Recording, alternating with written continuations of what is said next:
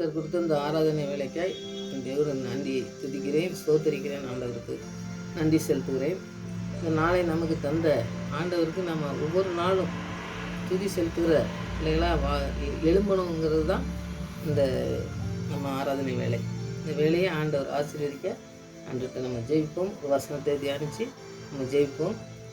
ஆண்டவர் இந்த வசனத்தையும் இந்த பாடலையும் நமக்கு ஆசீர்வாதமாக தர நம்ம ஒவ்வொரு நாளும் ஆண்டவரை துதித்து ஜெபிக்கிறது எப்படி அப்படிங்கிறத நம்ம ஒரு நாளும் செஞ்சிட்ருக்கோம். ஆண்டவர் ஆசீர்விப்பார். ஜெயிப்போம். நல்ல தகப்பனே நமக்கு நன்றி செலுத்துகிற சுவாமி. இந்த நாளிலும் தகப்பனே மை துதிக்க தந்த கிருபைக்காக நன்றி செலுத்துகிற சுவாமி. துதிக்கிற பிள்ளைகளை நீங்கள் ஆசீர்விக்கிற தேவனாக இருக்கீங்க. துதியின் மத்தியிலே வாசிக்கிற தேவனாக இருக்கிறபடியால் உண்மையை துதித்து நாங்கள் பாடி ஒவ்வொரு நாளும் ஆண்டவரே மகிழ்ந்து ஆண்டவரே ஒவ்வொரு நாளும் நாங்கள் கடந்து செல்ல எங்களுக்கு கிருபை செய்யுங்க சுவாமி. துதிக்கிற பிள்ளைகளை நீங்கள் ஆசீர்வித்து வழிநடத்தணுமா ஜெபிக்கிறேன். இந்த நாளிலும் ஆண்டவரே நாங்கள் படிக்க போகிற வசனம், பாட போகிற பாடல் எல்லாவற்றையும் நீங்கள் ஆசீர்வித்து தரமா ஜெபிக்கிற சுவாமி. இதன் மூலம் அநேக பிள்ளைகள் எழும்ப, தேவனை துதிக்கிற பிள்ளைகள் எழும்பத்தக்கதான கிருபையை நீ தந்து வழிநடத்த போவதற்காய் உங்கள் நன்றியோடு துதிக்கிறேன், ஸ்தோத்திரிக்கிறேன். ஆண்டவரே என்ன நோக்கத்தோடு அழைத்தீரோ அந்த நோக்கத்தை நிறைவேற்றி தந்து வழிநடத்தத்தக்கதான கிருபையை தர வேண்டுமா முன்னோக்கி ஜெபிக்கிறேன். கர்த்தர் அப்படியே செய்து வழிநடத்த போவதற்காக நன்றி. துதிக்கான வாய்மெல்லாம் உமக்கே செலுத்துகிறேன். ஏசு ரட்சகன் நாமத்தில் ஜெபங்களுக்கு நல்ல பிதாவே, ஆமேன். ஒரு பாடல் பாடி நம்ம வசனத்தை தியானிப்போம்.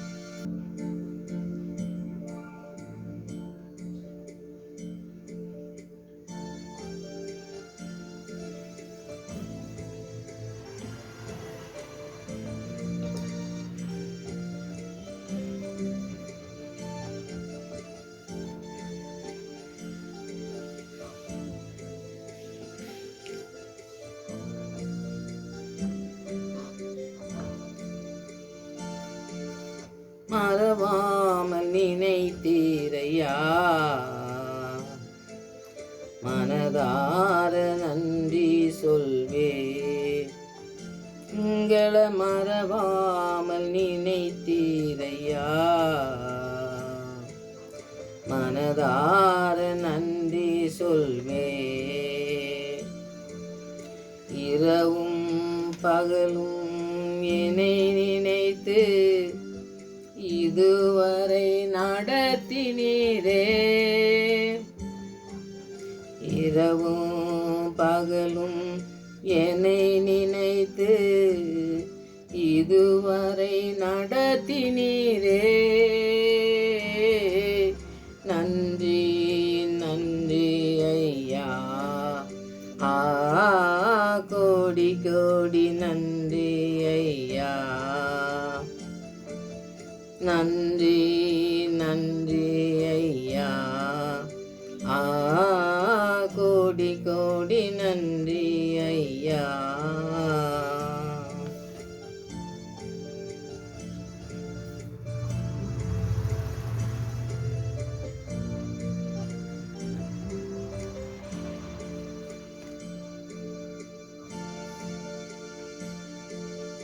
பலவீன நேரங்களில்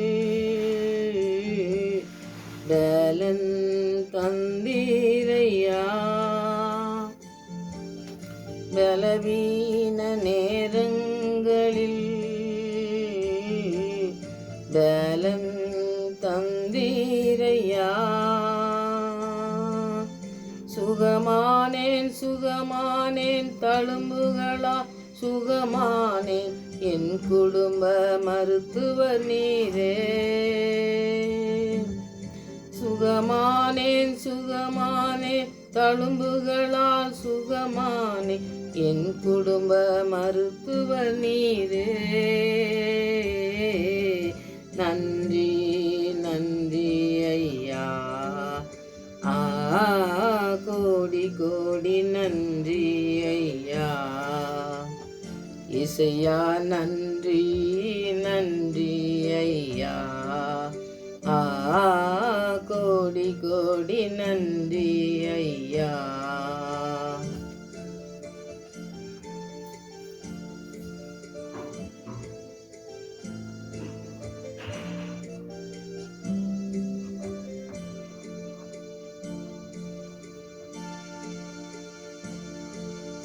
தடைகளை உடைத்தீரையா, தள்ளாட விடவில்லையே.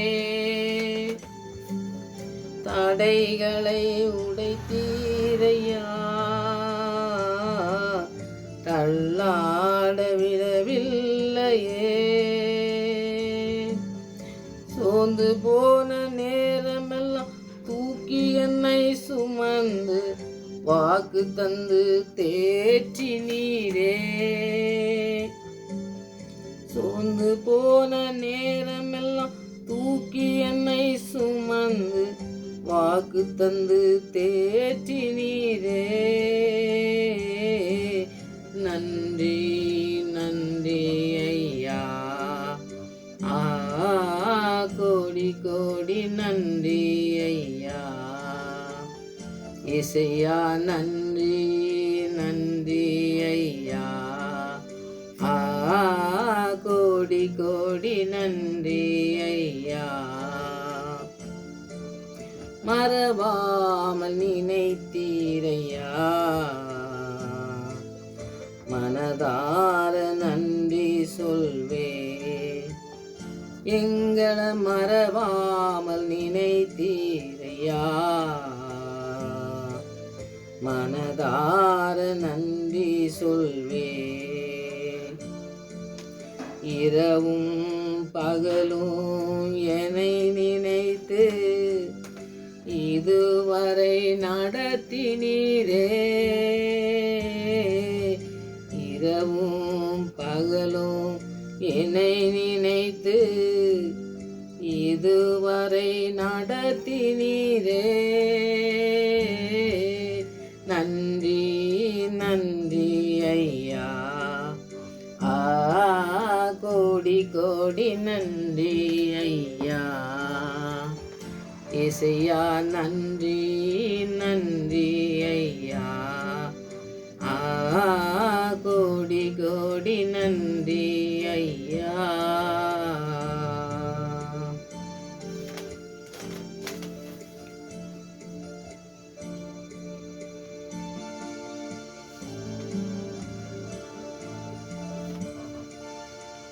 இன்றைக்கி நம்ம சங்கீதம் 16வது அதிகாரத்தில் 7வது வசனத்தை நம்ம இன்றைக்கி தியானிக்க போகிறோம். ஆனால் முதல்ல தலைப்பு நீங்கள் படித்து பார்த்தீங்கன்னாக்கி அந்த சங்கீதம் ஒரு தலைப்பில் எல்லாத்துலேயுமே தாவீது சங்கீதத்தை நல்லா படித்ததுனால எந்த சங்கீதத்தை எடுத்தாலும் நீங்கள் அதுக்கு ஒரு ராகத்தை கொடுத்துருப்பார். இந்த ராகத்தை கொடுத்து இந்த ராக தலைவருக்கு ஒப்புவித்தது இந்த ராக தலைவத்தில் தான் நான் அந்த பாடலை பாடியிருக்கேன் அப்படின்னு சொல்லி சொல்லுவார். ஏன்னா சங்கீதத்துலேருந்து நிறைய பாடல்கள் ஏன் எழுதுகிறாங்கனாக்கி அந்த சங்கீதமே பாடல் மூலமாக அவங்க எல்லாம் எழுதுனதுனால இந்த வசனத்தை படிக்கும்பொழுதே பாடல் வந்துடும். அந்த மாதிரி சங்கீதங்களை நீங்கள் நிறைய படிச்சிங்கனாக்கி நிறைய பாடல்கள் எழுதலாம்.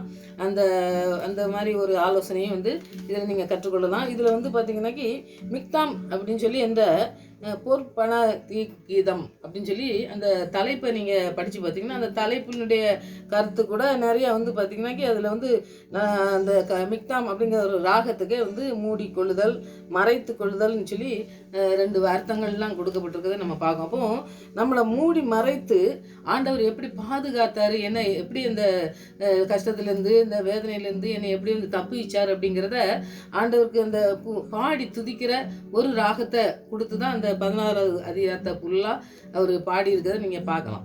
அப்போ அந்த அதிகாரத்தினுடைய முதல் கருத்தை நம்ம படிச்சுக்கிட்டோம்னாக்கி மற்ற காரியங்களை எல்லாம் நீங்கள் அந்த அதிகாரத்தை ஃபுல்லாக படிச்சிங்கனாக்கி நிறையா ஆண்டவர் செஞ்ச நன்மைக்காக நம்ம என்ன செய்யணும் அப்படிங்கிறத நம்ம புரிஞ்சுக்கொள்ளலாம். ஆனால் நான் ஒரே ஒரு வசனம் தானே நாம் படிப்போம்.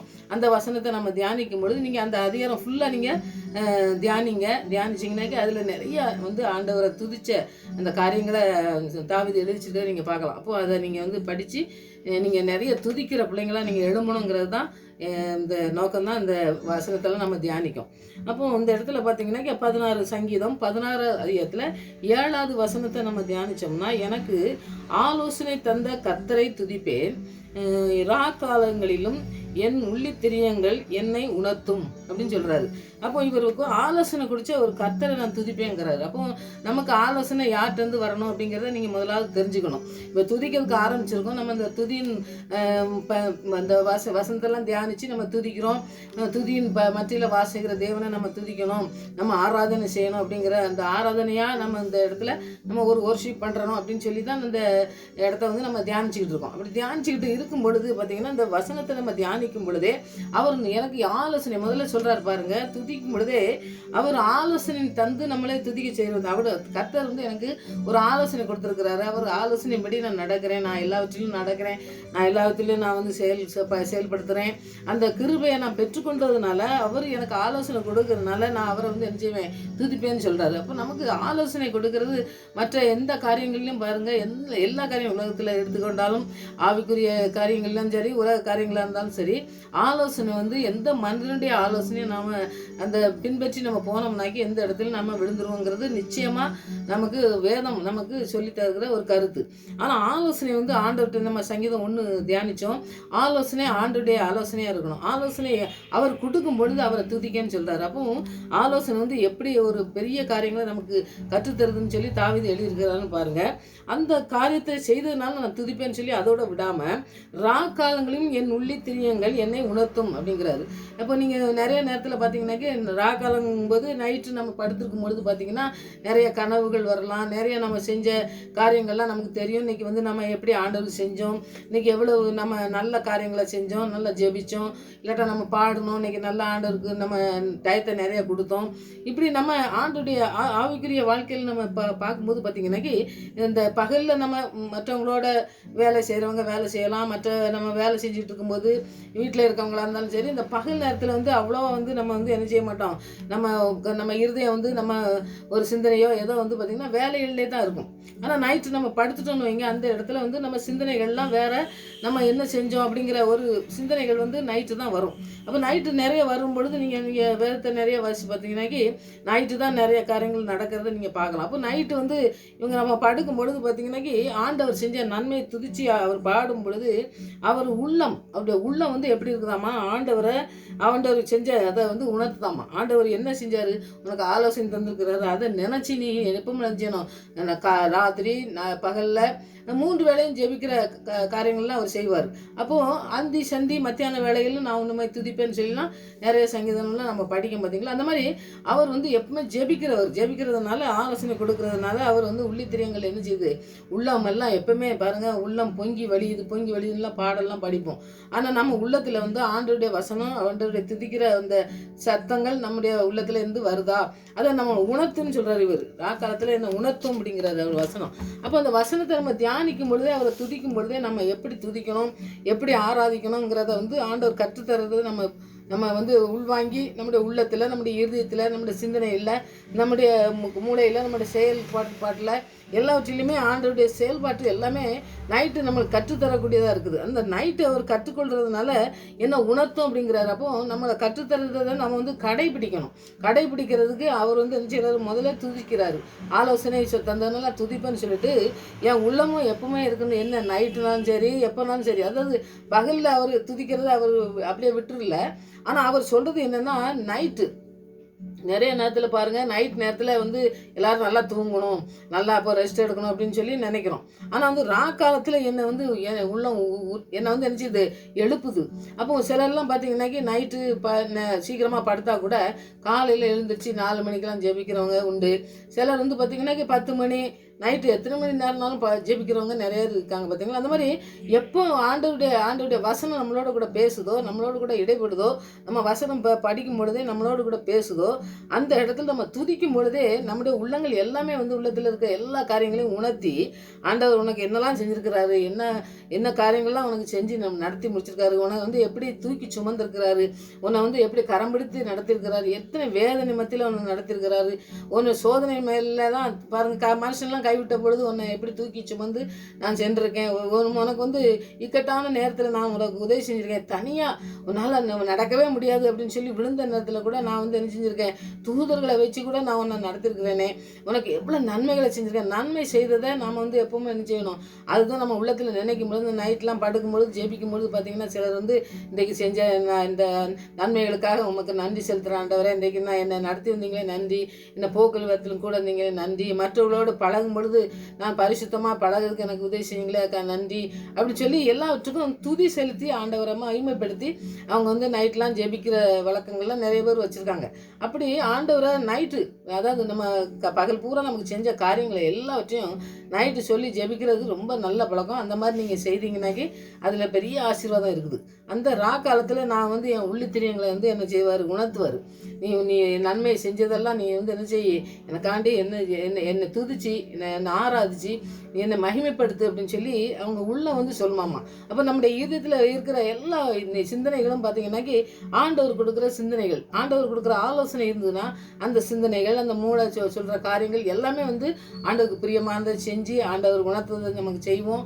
அதை செய்கிறதுக்கு தான் அந்த வசனத்தை ஆண்டவர் எழுதி இருக்கிறத நம்ம பார்க்கலாம். அப்போ சங்கீதங்களில் நிறைய வசனங்கள் ஆண்டவர் உதவி செஞ்சதை, ஆண்டவரை மகிமைப்படுத்தணுங்கிறத, ஆண்டவர் நம்ம உள்ளத்தில் ஆண்டவர் செஞ்ச அந்த நாள் முழுதும் ஒவ்வொரு நாளும் செஞ்ச நன்மைகளை வந்து இன்றைக்கு நைட்டு இரவு நம்ம போகும்பொழுது படுக்க போகிறதுக்கு முன்னாடி ஆண்டவரை ஜெபித்து, ஆண்டவரை இன்றைக்கு நாள் முழுதும் எங்களை காத்தீங்களே, எங்களை நல்ல போக்கிலும் வரத்திலும் எங்களை பாதுகாத்து நடத்துனீங்களே சுவாமி, எங்களை வழிநடத்தின தயவுக்காக உமக்கு நன்றி, உங்களுடைய கிருபைக்காக நன்றி, உங்களுடைய பிரசனத்துக்காக நன்றி, நீங்கள் செய்த நன்மைகளை நான் நினைத்து உண்மை துதிக்கிறதுக்கு எங்கள் உள்ளத்தில் ஒரு பெரிய வாஞ்சையை தந்து எங்களுடைய இருதயத்தில் பெரிய ஒரு இந்த வாஞ்சை வரணும். அப்போ அந்த வசனத்தெல்லாம் தியானிக்கும் பொழுது பார்த்திங்கன்னா சிலர் வந்து அப்படியே இன்றைக்கி வந்து ஒரு அதிகாரம் வாசிச்சே ஆகணும் அப்படின்னு சொல்லி வாசிப்பாங்க.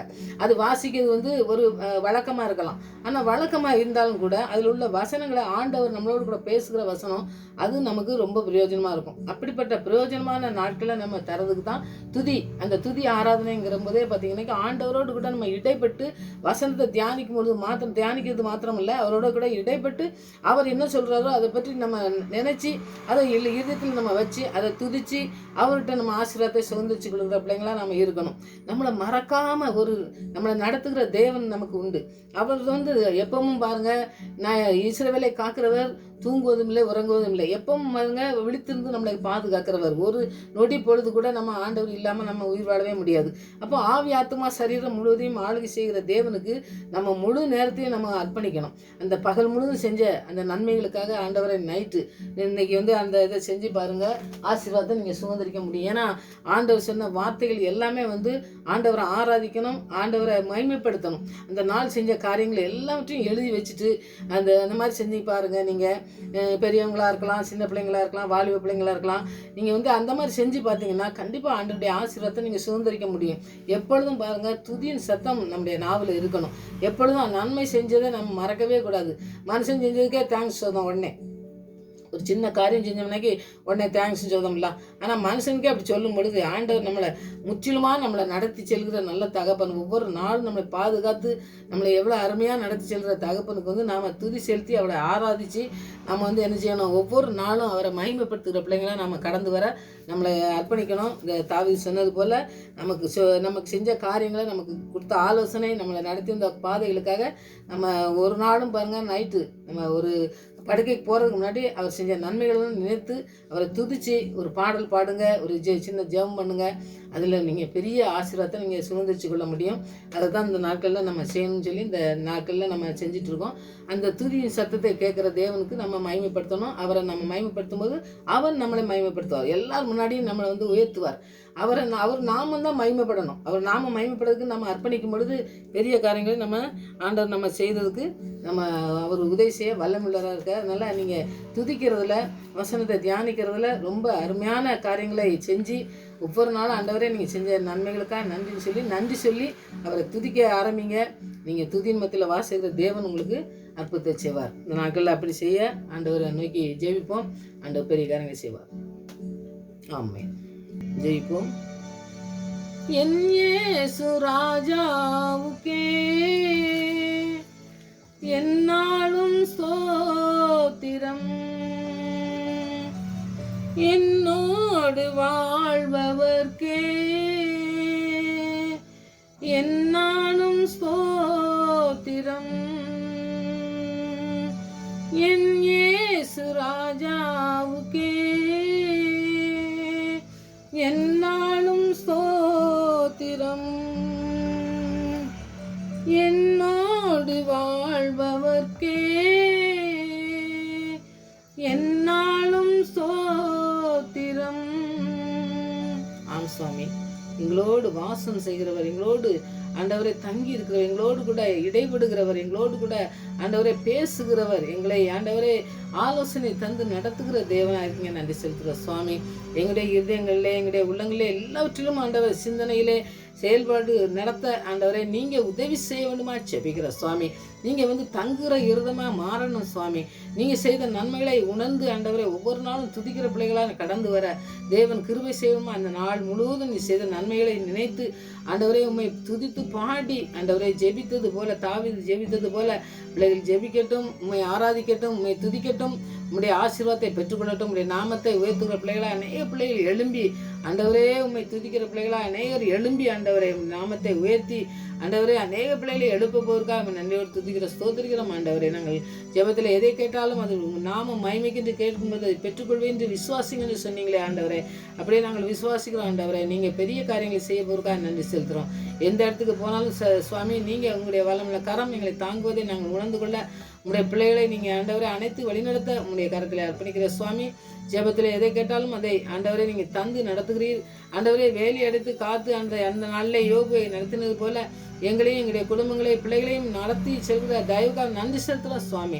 எல்லா இடங்களிலும் ஆண்டவரை உங்களுடைய நாம மகிமைப்பட நாங்கள் வாழ எங்களுக்கு நீங்கள் கிருபை பாராட்டணுமா ஜெபிக்கிறோம். எங்களை தேர்ந்து கொண்ட தேவன் எங்களை உங்களுடைய சித்தத்துக்கு அர்ப்பணிக்கும் பொழுது உங்களுடைய சித்தத்தின்படி எங்களை நடத்தி சென்று ஆண்டவரே உங்களுடைய நாமம் உயர்த்தப்பட என் தேவன் தாமே கிருபை செய்து வழிநடத்தமா ஜெபிக்கிறோம். எல்லா பிள்ளைகளுக்கும் ஆண்டவரே வேண்டிய ஞானத்தை ஆலோசனையை நீங்கள் தந்து நடத்த வேண்டுமா ஜெபிக்கிறோம். பிள்ளைகளை உங்களுடைய கருத்தில் அர்ப்பணிக்கிற சுவாமி. யாரெல்லாம் அர்ப்பணிக்கிறாங்களோ பிள்ளைகளை ஆண்டவரே துதியின் மத்தியில் வாசிக்கிற தேவன் அவங்களை ஆசீர்வதிக்கணுமா ஜெபிக்கிற சுவாமி. தகப்பனே ஆசீர்வாதத்தை பெற்றுக்கொள்ள தடையாக இருக்கிற எல்லா தடைகளையும் நீக்கி ஆண்டவரே உங்களுடைய ஆசீர்வாதத்தை பெற்றுக்கொள்கிற பிள்ளைகளா அநேக பிள்ளைகள் எழும்பத்தக்கதான கிருபையை நீ தந்து வழிநடத்த போறதுக்காக நன்றி செலுத்துறப்பா. நாங்கள் ஜெபிக்கிற வேளையிலே எங்களுடைய ஜெபத்துக்கு பயில் கொடுத்து எங்களை நடத்துகிற தேவனாக இருக்கீங்க. நன்றி செலுத்துறப்பா. எங்களோடு இடைப்பட்டீங்க. நன்றி. எங்களுடைய வசனத்தை ஆசீர்வதித்து தந்தீங்க, பாடின பாடலை ஆசீர்வதித்து தந்தீங்க. நன்றி செலுத்துறப்பா. நீங்கள் துதியின் மத்தியிலே வாசிக்கிற தேவனுடைய பிள்ளை என்பதை அவர்கள் உணர்ந்து கொள்ளத்தக்கதான பெரிய அற்புதத்தை நீ செய்து அதிசயங்களை செய்து வழிநடத்தணுமா ஜெபிக்கிறோம். பிள்ளைகளை அர்ப்பணிக்கிறப்பா. நீங்கள் அற்புதமாக நடத்தி செல்லணுமா ஜெபிக்கிறோம். உடைய கருத்தில் அர்ப்பணிக்கிறோம். நீங்கள் தாமே பொறுப்படுத்தி வழிநடத்தமா ஜெபிக்கிறேன். துதிக்கான மயமெல்லாம் உமக்கே செலுத்துகிறேன். இயேசு ரட்சகர் நாமத்தில் ஜெபங்களின் நல்ல பிதாவே, ஆமென்.